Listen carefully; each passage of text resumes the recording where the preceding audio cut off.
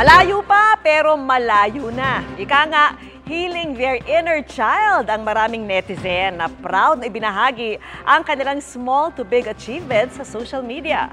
Pakinggan natin ang boses mo sa pagtutok ni Darlene Kai. Maraming netizens ang napapa-hashtag feeling blessed ngayon. Viral kasi ang trend kung saan may mga nagbabahagi ng kwento ng kanilang mga small wins o simpleng pangarap na unti-unting natutupad. Halimbawa, hindi na raw maraming tubig ang inilalagay sa instant noodles. Kwento naman ng isa, wala nang alambre ang kanyang tsinelas. Craving na lang din daw ang sardinas sa halip na ulam sa araw-araw. Hindi na rin daw nagpapanggap na busog ang mga magulang nila para lang makakain ang mga anak. Relate na relate dyan si Jessica, 36 na taong gulang. Sa sobrang hirap daw ng buhay noong lumalaki siya, hindi sila nakakakain ng 3 beses sa isang araw.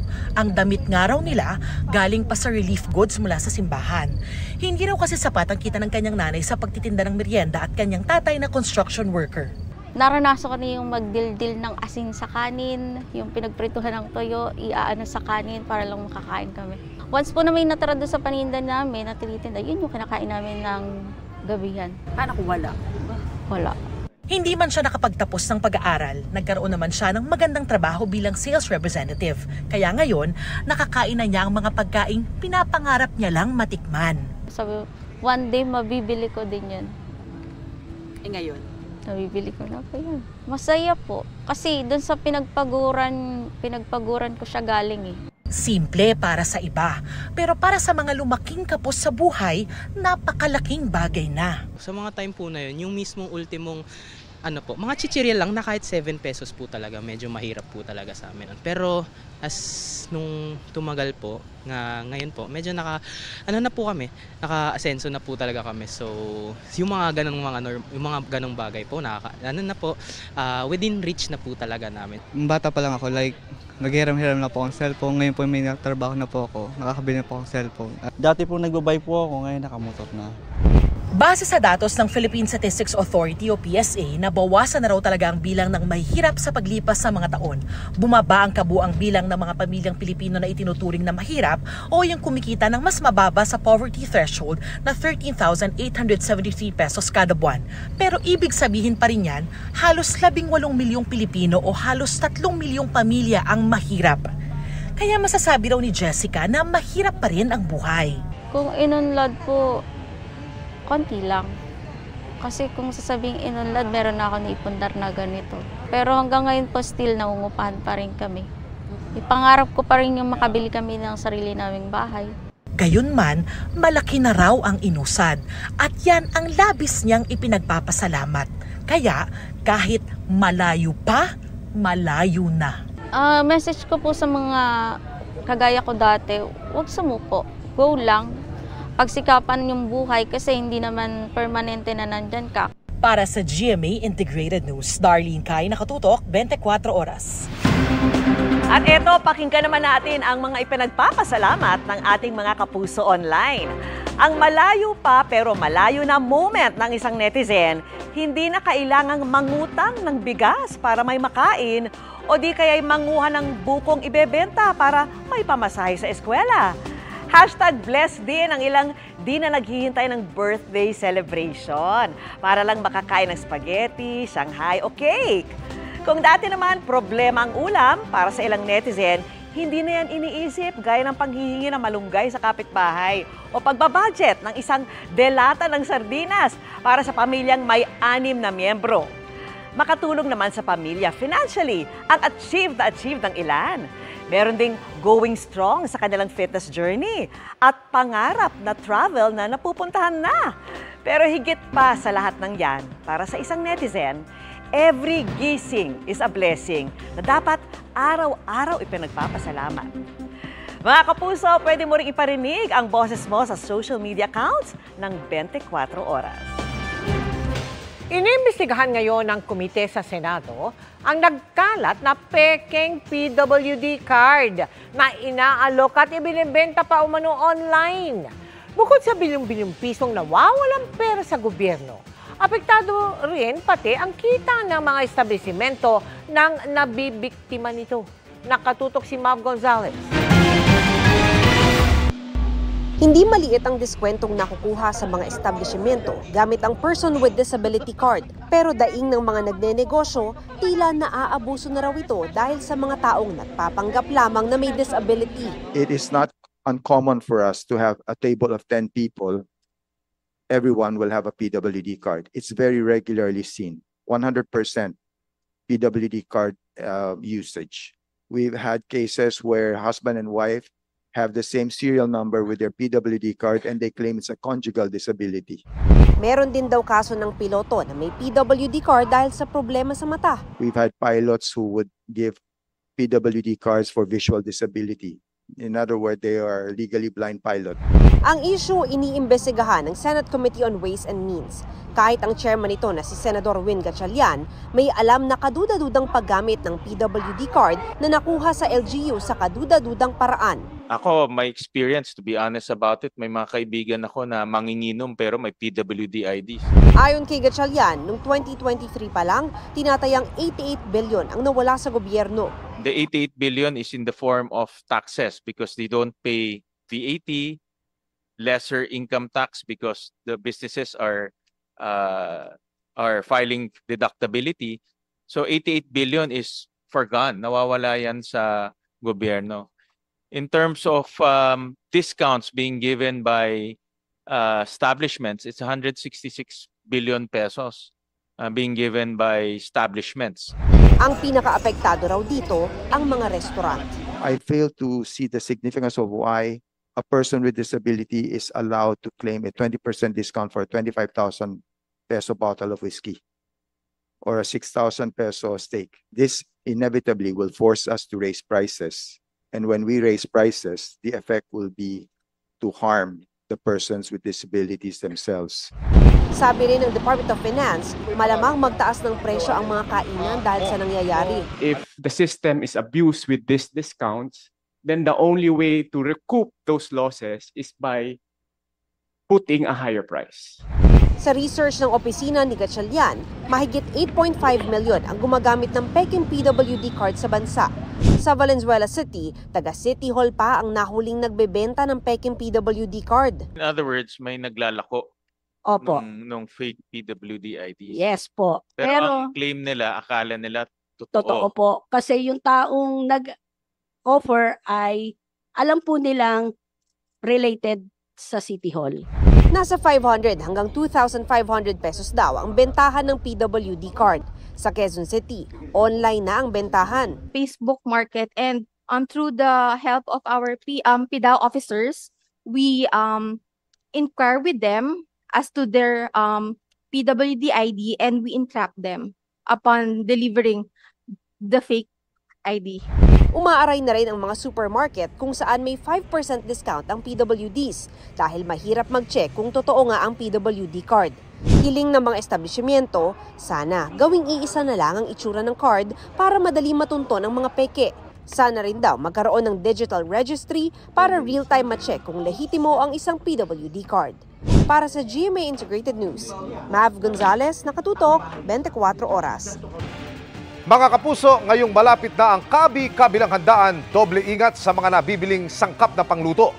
Baka gaya yan ng nabistong Pineking Seasoning Granules sa Plaridel, Bulacan na nagpositibo pa sa salmonella. Nakatutok si John Consulta, exclusive. Armado ng search warrant, pinasok ng NBI Dangerous Drugs Division ang warehouse na ito sa Plaridel, Bulacan. Unang na-corner ang boss na Chinese national sa kanyang opisina. Pagpasok sa loob ng warehouse, tumambad ang sangkaterbang kahon ng iba't ibang klase ng mga Pineking umanong seasoning granules. Ayon sa NBI, gawa umano sa China ang mga ito at naipuslit papasok ng Pilipinas dahil itinago sa kargamento ng mga inimport na damit. Ang mga Pineking seasoning granules ipinapasa umano sa mga maliliit na tindahan. Ang siste ng eksaminin ng NBI at FDA ang mga sample nito may nadiskubring peligro. The initial finding is there's a presence of salmonella, which indicates that it's not fit for human consumption. So, hindi to, pag kinain mo to, or pumasok sa katawan mo to, there is a danger that you're gonna get sick. Ang salmonella ay isang uri ng bakterya na nagdudulot ng gastrointestinal illness. Nakukuha ito sa mga kontaminadong pagkain at inumin at dumi ng hayop. Maaari itong magdulot ng pagdumi, pagsuka, lagnat at pananakit ng tiyan. Kinumpiska ng NBI ang mga peking seasoning granules habang inaresto naman ang inabutang Chinese na negosyante. Sinusubukan pa namin kunin ang panig ng suspect. Paalala ng NBI. Meron tayong mga reputable supermarkets where you can buy this seasoning granules na safe kayo na bumili doon. Ipinag-utos na ni NBI Director Jamie Santiago ang pagkasagawa ng follow-up operation para matukoy ang mga lugar kung saan binabagsak ang mga counterfeit na seasoning granules. Para sa GMA Integrated News, John Consulta, nakatutok, 24 oras. Napa 1 step forward and 3 steps back ang film singer na si Olivia Rodrigo nang balikan ang kanyang first time na pag-uwi sa Pilipinas. Sa special snippet, damang-dama raw ni Olivia na she's enough at love ng fellow Livies. May report si Von Aquino.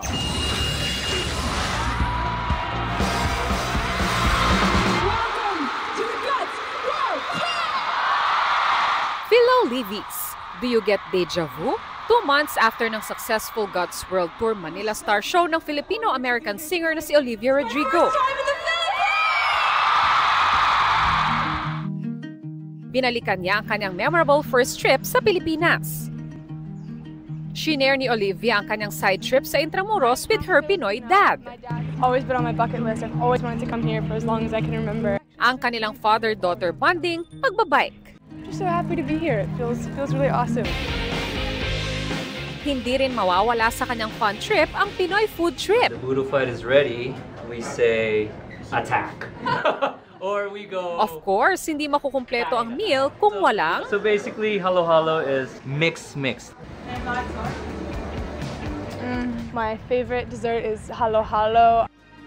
Matapos ang masarap na meal, dumiretso rin si Olivia sa kanyang chosen charity para sa kanyang Silver Star Show. Dito napunta ang lahat ng kinita niya sa show. Those tickets support this incredible charity in the Philippines called Japaigo that champions women and girls' health. Thank you very much, Olivia, for this visit. We're really very much honored to have you with us.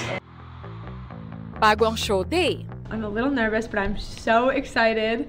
It's gonna be so much fun.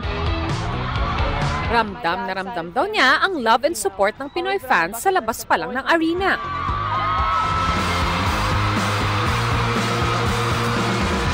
Pero matapos ang kanyang rock and roll on stage, naging emotional si Olivia.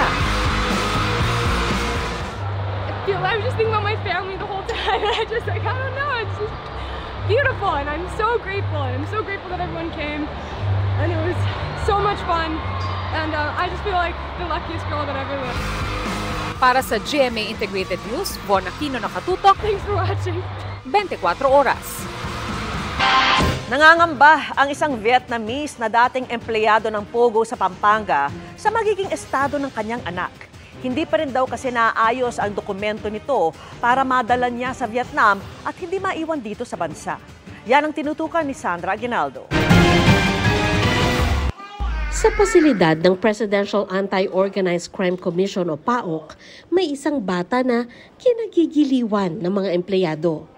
Siya ang 2 taong gulang na si Yaw Yaw. Hindi niya tunay na pangalan, pero ito raw ang palayaw na ibinigay ng ama niyang Chino. Kung minsan, pinapayagan siya ng mga empleyado ng PAOC na gumamit ng kanilang mga gadget para malibang.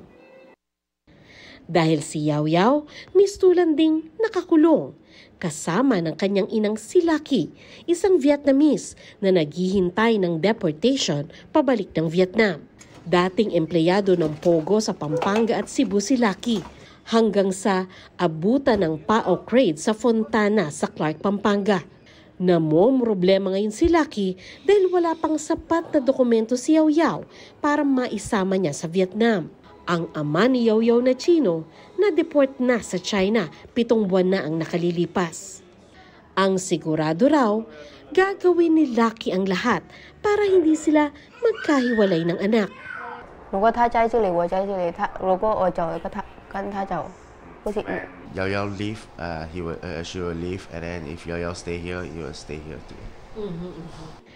Tiniyak naman ng PAOK na patuloy ang pag-aayos ng dokumento ni Yao Yao para hindi ito maiwan sa Pilipinas at maging stateless o walang bansa. Kung i-allow naman siya ng embassy ng Vietnam na pumunta sa Vietnam with Yao Yao, then okay lang yun. Mas okay sa amin yun. Kasi kailangan talaga yung kalinga ng nanay. Sabi ni Lucky, hiwalay na siya sa Chinese partner niya bago pa man ito ma-deport. Kaya palalakihin daw niya ang anak bilang single mom. Yun nga lang, sa ngayon, umaasa ang mag-ina sa tulong ng PAOK. How are you taking care of your child here in this facility? 在这里，他们给我饭吃，然后买奶粉给瑶瑶，然后买尿不湿给瑶瑶。 In here, PAOK will provide the food and then provide the pampers and the the drink of the milks. Ito ang mundo ni Yao Yao sa loob ng 6 na buwan. Hallway ang palaruan, mga opisina ang pasyalan. Sabi ng kanyang ina, kung lalaki si Yao Yao sa Vietnam, ikukwento niyang ipinanganak ito sa Pilipinas at nakaranas ng pagmamalasakit mula sa mga Pilipino. Para sa GMA Integrated News, Sandra Aguinaldo, Nakatutok, 24 Oras. Ligtas lang nakabalik sa home port sa Bataan ang mga sakay ng BRP Datu Pagbuaya sa kabila ng mga tinamong pinsala ng barko mula sa pagbangga ng China Coast Guard kahapon. Nakatutok doon live si Rafi Tima. Rafi? Mag-aalas 5 ngayong hapon, Mel, dumawang itong BRP Datu Pagbuaya dito sa kanyang home port sa Orion, Bataan. Isang araw nga matapos makaranas ng harassment mula sa mga barko ng China Coast Guard. Diyan naman sa may Scarborough Shoal. Ang kanyang crew, mataas pa rin daw ang moral sa kabila ng naranasan. Sa malayo tila walang sira ang BRP Datu Pagbuaya ng BIFAR, ang barkong binangga at hinaras ng China Coast Guard malapit sa Scarborough Shoal. Pero sa malapitan, makikita na ang sirang tinamo ng 30-meter multi-mission vessel. UP ang mga railing sa starboard side o kanang bahagi ng barko. Ang isang life craft may crack at nasira ang lagayan nito. Na-deform ang navigational light ng barko. Nasira ang fire hose box at maging air conditioning sa likurang bahagi ng barko. 3 CCTV rin ang nasira at ang maliit na water cannon ng barko nagkaroon ng deformation. Sa videong ito makikita kung gaano kaliit ang barko ng BIFAR kung ikukumpara sa dambuhalang Coast Guard ship ng China. Ayon sa crew ng barko, tumagilid ang halos 40 degrees ang BRP Datu Pagbuaya nang banggain sila sa gilid. Kung itinuloy daw ng China Coast Guard ang paggitgit nito, hindi raw malayong tuluyan silang tumagilid. Ayon sa BIFAR, 2020 in order ng ahensyang BRP Datu Pagbuaya at nitong 2022 lang kinumisyon, kaya nakakalungkot na marami na itong mga tinamong sira. May mga bagong barko na raw na inorder ng BIFAR bilang dagdag sa kanilang floating assets at para ma-rotate ang mga barkong nagpapatrolya sa karagatan ng bansa.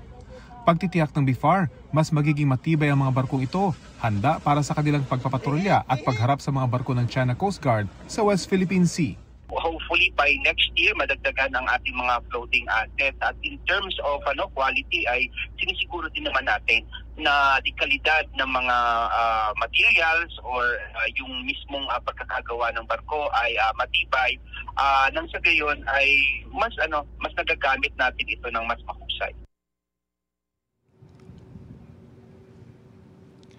Kanina may dumating na rin itong BRP Datu Sanday ang kasama ng pagbuhaya sa pagpapatrolya sa Scarborough Shoal at sa mga susunod na araw ay darating na rin itong iba pang mga barko ng BIFAR na hinaras din ng China Coast Guard malapit naman sa Palawan.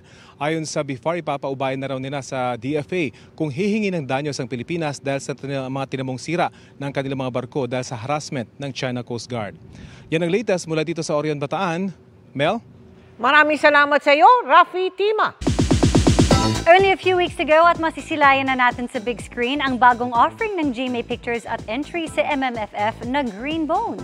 Pero bago yan, sino-sino pa kaya ang makakasama ni Ruru Madrid at Dennis Trillo sa pelikula?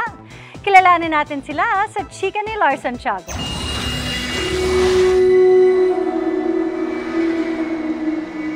Matapos umantig at kumurot sa puso ng marami ang 2023 Metro Manila Film Festival Best Picture na Firefly. May bagong handog ngayong Kapaskuhan ang creators nito. Yan ang Green Bones na official entry ng GMA Pictures sa 50th MMFF. Ang media conference kanina, pinangunahan ng lead stars na sina Dennis Trillo at Ruru Madrid. Ipinakilala rin ang iba pang cast members, kabilang sina Iza Calzado, Alessandra De Rossi at Sofia Pablo. Kasama rin nila sa stage ang award-winning director nito na si Zig Dulay at ang mga sumulat ng screenplay na si National Artist Ricky Lee at GMA Public Affairs Senior AVP Ange Atienza. Halo-halo na raw ang nararamdamang emosyon ni na Dennis at Ruru. Sobrang inspired rin daw sila sa klase ng kanilang mga characters sa Green Bones. Very excited kasi sabi ko nga ito yung first ever MMFF project ko. Kasi meron din akong ginawang process na naghanap ako ng kakaibang scent or pabango na para pagka yun yung gamit kong pabango, nandun na agad ako sa character. Iniba ko rin yung the way ako magsalita, kumilos, tumayo. Parang yun yung hinanap ko sa pagbuo ng character. Doon naman sa character ko as Domingo Zamora, well, syempre yung look, kailangan ibahin talaga yung look. Siguro naging challenge din na kung sa Pulang Araw, nakita niyo ako doon nagsasalita ng Japanese, dito naman meron akong ibang lengguwahe na kailangan pag-aralan. Birthday gift kung ituring ni Ruru ang Green Bones. Kaya si Dennis may special pagbati para sa kanyang co-star. Nasa Grand Media Conference rin sina GMA Network Incorporated Senior Vice President at GMA Pictures President Attorney Annette Gozon Valdez, GMA Public Affairs First Vice President at GMA Pictures Executive Vice President Nessa Valdelion. Dumalo rin si MMDA Chairman at MMFF Executive Chairman Don Artes. Well, nakita ko yung reception sa trailer pa lang. And kahit na paulit-ulit pinalabas, nakakakilabot siya talaga. But this I can promise, malayong maganda yung pelikula kaysa sa trailer. Yes. So talagang I'm very, very proud of this movie. Napakaganda. Very heartwarming. Yan nga, yung parang maganda siyang panoorin during Christmas time kasi may mapupulot ka talagang aral. War Santiago, updated sa showbiz happening. And that's my chika this Thursday night. Ako po si Iya Arellano. Miss Mel, Miss Vicky Emil. Thank you, Iya. Salamat sa iyo, Iya. Thank you, Iya. At yan ang mga balita ngayong Huwebes, mga kapuso. 20 days na lang, Pasko na. Ako po si Mel Tiangco. Ako naman po si Vicky Morales para sa mas malaking misyon. Para sa mas malawak na paglilingkod sa bayan, ako po si Emil Sumangil. Mula sa GMA Integrated News, ang News Authority ng Pilipino, nakatuto kami 24 oras